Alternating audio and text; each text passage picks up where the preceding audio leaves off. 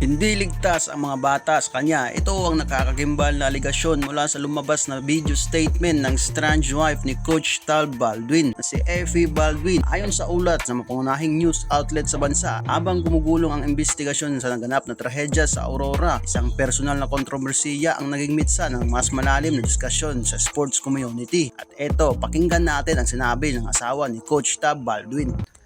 My name is Effie. And I have been married to Tal Baldwin since 2011. I'm officially still married to him. However, in early 2020, I had to flee away from Tab for the sake of myself and my kids to keep us safe.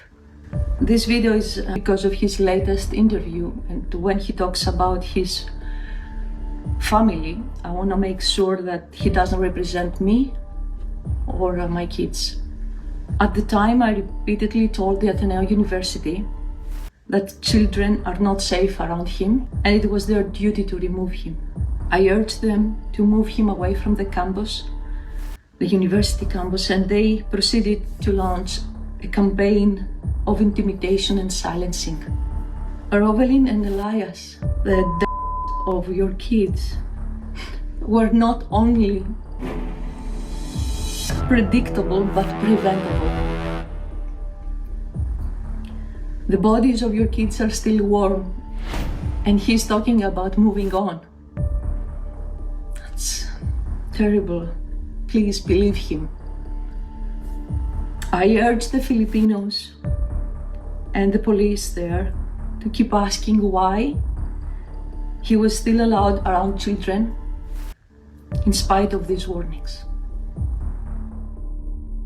Dahil sa bayag ng asawa ni Coach Tal Baldwin, ano nga ba ang katotohanan sa likod ng mga ulat na ito at ano ang epekto nito sa pagpapatuloy na kaso? Bidyong ito hihimayin natin ang mga opisyal na detalye. Ayon sa mga artikulong inilabas ng Rappler at Inquirer, naglabas ng pahayag si Effie Baldwin sa tulong ng isang abogado mula New Zealand. Nilinaw niya na hindi siya at ang kanyang mga anak ang tinutukoy ng coach sa mga nakaraang panayam nito ukol sa pamilya. Sa mga ulat, binanggit ni Effie na taong 2020 pa umano nang magpasya siyang lumayo. Idiniin din na sa mga ulat na nagpadala na siya ng mga babala sa pamunuan ng Ateneo noon pa hingil sa kaligtasan sa loob ng training program. Bagamat mabigat ang mga paratang na ito, mahalagang tandaan na natiling tahimik ang kampo ni Coach Tal at ang universidad at wala pang inilabas na opisyal na sagot ukol sa mga personal na aligasyon na ito. Dahil sa bigat ng mga pangyayari, hindi na lamang ito na natiling isang internal na issue ng paaralan. Opisyal nang pumasok ang Philippine Sport Commission, PSC, at ang Commission on Higher Education o CHED upang imbestigahan ang naganap na conditioning exercise sa Dipakulao, Aurora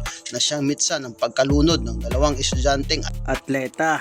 Layunin ng mga ahensya ng gobyerno na suriin kung may kaligtasang safety protocol sa panig ng coaching staff at management. Ang hakbang na ito ay inaasahang magdadala ng mas mahigpit na mga pamumuntuan sa lahat ng sports training sa mga universidad sa buong bansa upang masigurong maging patas na takbo ng investigasyon. Formal lang ipinatupad ng Ateneo ang indefinite leave para kay Coach Tal Baldwin at sa team manager ng Blue Eagles. Bago ito naglabas ng free record video statement ang coach kung saan humingi siya ng paumanhin at inaakong nabigo siya bilang leader. Ngunit para sa pamilya ng nasawing manlalaro na si Rene Baterbonia at si Divine Adeli, hindi sapat ang paumanhin lamang. Tuloy silang humihingi ng malinaw na hustisya at kalinawan kung bakit pinayagan ang ganoong uri ng training nang walang sapat na proteksyon. Mula sa pagiging isa sa pinakarespetadong programa sa collegiate basketball, ang Ateneo ay nahaharap ngayon sa pinakamalaking pagsubok sa kasaysayan nito mula sa legal na aspeto hanggang sa mga personal na issue ng pamunuan. Abangan natin kung ano ang magiging opisyal na sagot ng kampo ni Coach Tal Baldwin at ng Ateneo sa mga mabibigat na pahayag na ito ng CHED at ng kanyang asawa. Kaya siguraduhin nakasubscribe, like at follow ka at i-click mo ang bell icon